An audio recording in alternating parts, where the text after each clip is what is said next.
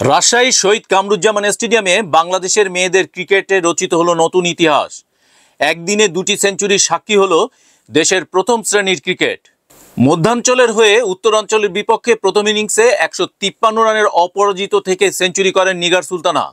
এর কয়েক ঘন্টা পর উত্তরাঞ্চলের ফারজানা হক দ্বিতীয় ইনিংসে অপরাজিত 102 রান করে জায়গা করে নেয় নিগারের পাশে।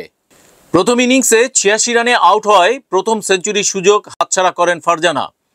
তবে দ্বিতীয় ইনিংসে সেই আক্ষেপ ঘোচান তিনি। এটি 2019 সালের এসএ গেমসের স্মৃতি ফিরিয়ে এনেছে।